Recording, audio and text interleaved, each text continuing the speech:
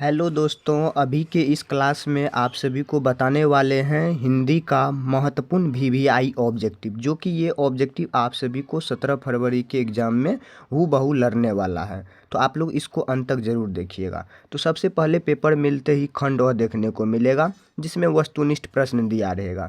इनमें कुछ निर्देश पढ़ने को मिलेगा। प्रश्न संख्या 1 से लेकर 100 तक ऑब्जेक्टिव दिया रहेगा। इनमें से किन्हीं 50 प्रश्नों का ही उत्तर अपने OMR शीट पे देना है, ठीक ना। तो सबके लिए यहाँ पे एक एक अंक निर्धारित दिया गया है। तो सबसे पहला क्वेश्चन नंबर 1 में दिया रहेगा, गुरु नानक की रचनाओं का संग्रह किसने किया था? तो ऑप्शन नंबर बी बिल्कुल राइट आंसर आ जाएगा, गुरु अर्जुन देव ने किया था। तो ऑप्शन नंबर बी को ही सिलेक्ट करना है। चलिए नेक्स्ट क्वेश्चन नंबर 2 नंबर में, इन मुसलमान हरिजन पे कोटिन हिंदू वारिये, यह किस कवि का कथन है? तो यह कवि किसने कथन कहा था? तो रसखान जी ने कहा था। तो ऑप्शन नंबर यहाँ पे सी नंबर बिल्कुल ही राइट आंसर आ जाएगा।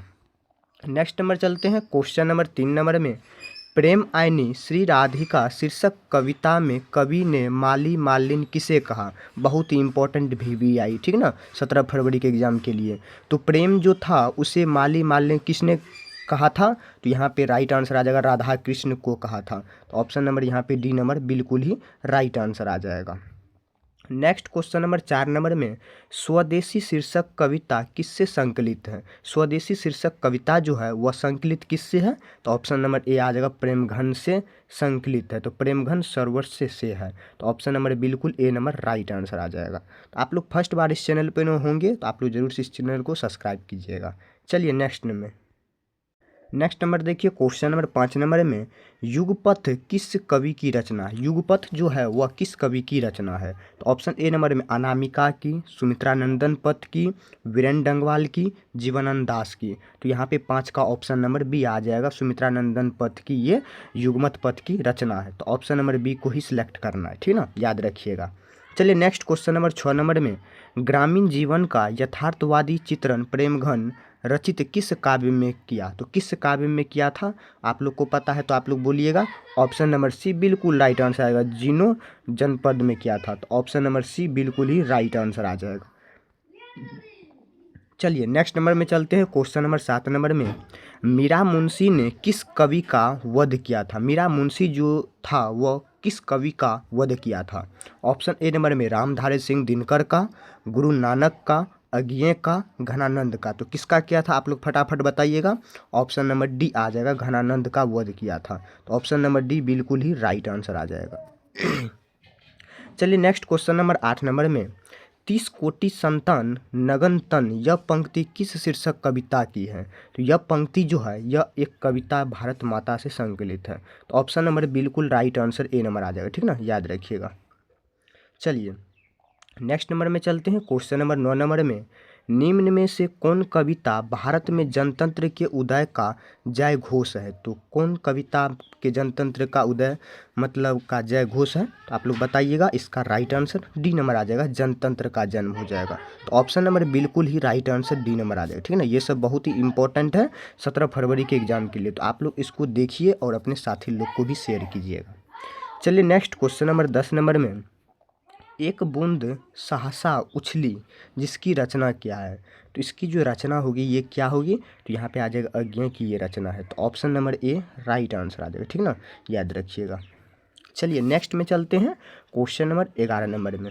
11 नंबर जो देख रहे हैं ये बहुत ही VVI है, जो कि बार बार ये बिहार बोर्ड में पूछा जाता है। मागम्मा को किसके साथ विवाद था? मागम्मा जो था वह कन्नड़ की रहने वाली थी, और उसको जो था उसको किसके साथ विवाद मतलब लड़ाई झगड़ा था।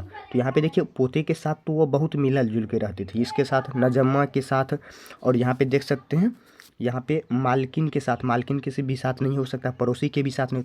ये जो बहू नगम्मा जो थी इसके साथ उसको बहुत विवाद थी मागम्मा को, ठीक ना, याद रखिएगा। तो ऑप्शन नंबर बी को ही सिलेक्ट कर लेना है। नेक्स्ट नंबर चलते हैं, क्वेश्चन नंबर 12 नंबर में, सात कोरी होता किस भाषा के प्रमुख कथाकार हैं? सात कोरी एक कहानी है, ठीक है ना। इसमें जो भाषा लिखा गया है कथाकार का वह कौन सा भाषा लिखा गया है? ऑप्शन ए नंबर में पंजाबी, अंग्रेजी, उड़िया, हिंदी। तो किस भाषा का संकलित किया गया है? तो उड़िया भाषा को संकलित इसमें किया गया है सात कोरी होता में। तो ऑप्शन नंबर बिल्कुल ही राइट आंसर सी नंबर आ जाएगा, ठीक है ना। चलिए नेक्स्ट नंबर में चलते हैं क्वेश्चन नंबर 13 नंबर में। अभी तक आप लोग इस चैनल को लाइक नहीं किए हैं, सब्सक्राइब नहीं किए हैं, तो आप लोग जरूर से कर लीजिएगा, ठीक ना। चलिए नेक्स्ट 13 नंबर में, दहते विश्वास शीर्षक कहानी में तूफान में किसका घर टूट गया था। दहते विश्वास कहानी है शीर्षक का, ठीक। उसमें जो तूफान आया था उसमें किसका घर टूट गया था। तो ऑप्शन ए नंबर में गुणनिधि का, सरपंच का, तहसीलदार का और लक्ष्मी का। किसका घर टूट गया था, तो लक्ष्मी का ही घर टूट गया था उस तूफान में। तो option number right answer D number आ जाएगा, ठीक ना, याद रखिए। नेक्स्ट क्वेश्चन नंबर 14 नंबर में, किसे महसूस हुआ कि पृथ्वी और आकाश के बीच घुटन भरी हुई है। तो किसे महसूस हुआ था कि पृथ्वी में आकाश में घुटन महसूस हो रहा है पृथ्वी को। तो यहाँ पे सीता बोला था, या पुष्पा बोली थी, या नारायण, या भावरी बोली थी। इसी प्रकार से आप लोग को ऑप्शन वहाँ पर भी बोर्ड के एग्जाम में भी देखने को मिलेगा, ठीक ना। चलिए, तो 17 number question right answer A number आ जाएगा, सीता को, ठीक ना। तो option number A right answer आ जाएगा। नेक्स्ट नंबर में चलते हैं क्वेश्चन नंबर 15 नंबर में। 15 में दिया गया है, बीजू की पत्नी का क्या नाम है। तो बीजू जो था उनकी पत्नी का क्या नाम था। तो ऑप्शन ए नंबर में राधा, पुष्पा, भावरी, मीरा। तो उसकी पत्नी का क्या नाम था, आप लोग बताइएगा ज़रा। तो ऑप्शन नंबर यहाँ पे इसका राइट आंसर जो आ जाएगा यहाँ पे 15 का बी नंबर, पुष्पा नाम थी बीजू की पत्नी का नाम। तो ऑप्शन नंबर यहाँ पे बी नंबर बिल्कुल ही राइट आंसर आ जाएगा। नेक्स्ट नंबर चलते हैं क्वेश्चन नंबर 16 नंबर में, नगर शीर्षक पाठ में अम्लराज को कितना नंबर कमरा दिखलाने के लिए कहा। तो नगर शीर्षक एक पाठ है, उसमें अम्लराज को जो था ना कितना नंबर कमरा दिखाने के लिए कहा गया था। यहाँ पे 16 का राइट आंसर आ जाएगा, 48 नंबर वाला कमरा उसको दिखाने को बोला गया था। तो option number C right answer आ जाएगा। नेक्स्ट क्वेश्चन नंबर 17 नंबर में, पहले दिन पामपति को क्या था। पहला दिन ही पामपति को खांसी था, या सर्द दर्द था, या सिर दर्द था, या बुखार था। पहले दिन ही पामपति को बुखार लग गया था, ठीक ना। तो ऑप्शन नंबर डी बिल्कुल ही राइट आंसर। ये भी मोस्ट VVI है 17 फरवरी के एग्ज़ाम के लिए। जो भी हमारे प्यारे स्टूडेंट 17 फरवरी को बोर्ड के एग्ज़ाम देने वाले हैं उनके लिए ये वीडियो बहुत ही इंपॉर्टेंट है, 100% इम्पॉर्टेंट है। आप लोग के लिए ये ऑब्जेक्टिव चुन चुन के लाया गया है, ठीक ना। तो आप लोग देखिएगा और अपने साथी लोग को भी ज़रूर शेयर कीजिएगा। चलिए नेक्स्ट नंबर में चलते हैं क्वेश्चन नंबर 18 नंबर में, ठीक ना। तो 18 नंबर क्वेश्चन दिया गया है, माँ शीर्षक कहानी में किसने अपने बड़े पुत्र को घर आने के लिए पत्र लिखा। तो माँ शीर्षक कहानी है, उसमें अपने बड़े पुत्र मतलब बड़े लड़का को घर आने के लिए पत्र लिखा था। माँ जी ने लिखा था, या छोटे पुत्र ने, या कम्मू ने, या पड़ोसी ने। तो किसने लिखा था उसका पत्र, माँ जी ने लिखा था, ठीक ना। तो option number A right answer आ जाएगा। नेक्स्ट नंबर चलते हैं क्वेश्चन नंबर 19 नंबर में, खून की सगाई किनकी प्रसिद्ध कहानी है। तो खून की सगाई है वह किनकी प्रसिद्ध कहानी है, आप लोग बताइएगा, बताइए फटाफट। ऑप्शन ए नंबर में सात कौड़ी होता, ईश्वर पेटलीकर, सुजाता, सावरदयाइन। तो यहाँ पे 19 का राइट आंसर आ जाएगा ईश्वर पेटलीकर। क्या आ जाएगा, ईश्वर पेटलीकर, 100% राइट आंसर आ जाएगा।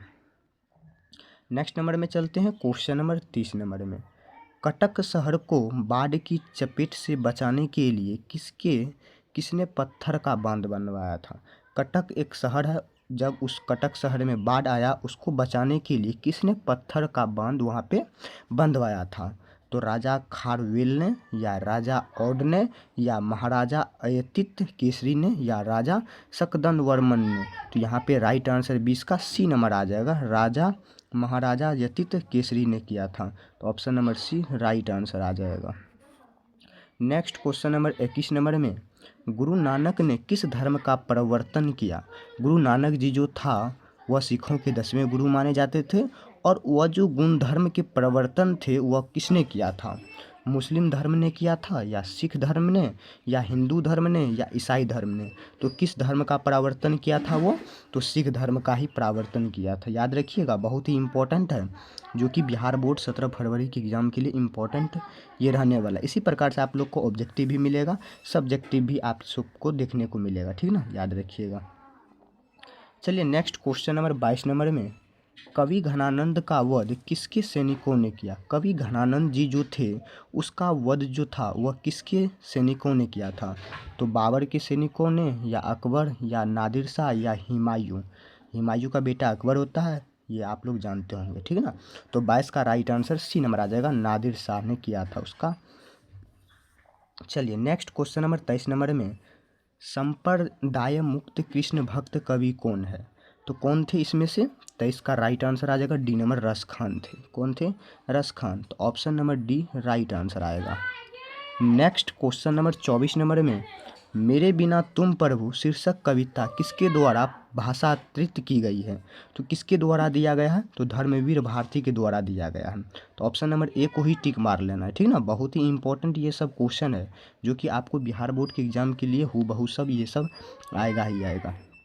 नेक्स्ट 25 नंबर, तुर्की के महाकवि नाजिम हिमकत के कविताओं के अनुवाद किस कवि ने पहल पुस्तिका के रूप में किया था? तो किस पहल के कविता के रूप में किया गया था? तो 25 का राइट आंसर ए नंबर आ जाएगा, अज्ञेय के रूप में किया गया था। तो option number A right answer आएगा। नेक्स्ट 26 नंबर में, कावित्री अनामिका के पिता का क्या नाम था? कावित्री जो थे उनके अनामिका पिता का क्या नाम था, ठीक है ना। तो 26 का राइट आंसर आएगा, श्यामानंद केसरी नाम था, श्यामानंद केसरी, ठीक है ना। आप लोग फटाफट स्क्रीनशॉट लेना चाहते हैं तो ले सकते हैं। चलिए नेक्स्ट में चलते हैं। क्वेश्चन नंबर यहाँ पे 27 नंबर में, पंक्ति से उतर जाता है उसका रव किस कविता की पंक्ति है? तो किस कविता की वह पंक्ति है? तो 27 का ऑप्शन नंबर ए आ जाएगा, भारत माता का है। तो ऑप्शन नंबर ए बिल्कुल ही राइट आंसर। नेक्स्ट 28 नंबर में, किसके बिना प्राणी की मुक्ति नहीं मिलती है? तो इन चार ऑप्शन में किसके बिना प्राणी की जो मुक्ति है उसे नहीं मिलती है? गुरु ज्ञान के बिना, या कीर्तन के बिना, या भजन के बिना, या दान के बिना। 28 का ए नंबर आ जाओ, गुरु ज्ञान के बिना ही उसको प्राणी में मुक्ति नहीं मिलती है। चलिए नेक्स्ट में चलते हैं। 29 नंबर में, घनानंद किस धारा के कवि थे? घनानंद जी जो थे वह किस धारा के कवि माने जाते थे? तो यहाँ पे देख सकते हैं 29 का राइट आंसर आ जाएगा यहाँ पे बी नंबर, रीति मुक्त धारा के कवि माने जाते थे। तो ऑप्शन नंबर यहाँ पे बी नंबर बिल्कुल ही राइट आंसर है। नेक्स्ट क्वेश्चन नंबर 30 नंबर में, कवि बद्री नारायण चौधरी प्रेमघन का जन्म किस वर्ष हुआ था? तो किस वर्ष हुआ था? तो ऑप्शन नंबर यहाँ पे 1885 ईस्वी में हुआ था। तो ऑप्शन नंबर यहाँ पे ए नंबर बिल्कुल ही राइट आंसर आ जाएगा, ठीक ना। तो अभी की इस क्लास में आप सभी को क्या बताया गया? क्लास 10th हिंदी का मोस्ट VVI ऑब्जेक्टिव, जो कि ये ऑब्जेक्टिव आपके लिए चुन के लाया गया था, जो कि आज इस वीडियो में कंप्लीट हुआ, ठीक ना। तो आप लोग इसको देखिएगा, बहुत ही इम्पोर्टेंट है, ठीक ना। तो अंत तक ज़रूर देखिएगा और अपने साथी लोग को भी शेयर ज़रूर कीजिएगा। चलिए आप लोग पहली बार होंगे, चैनल को सब्सक्राइब ज़रूर कीजिएगा।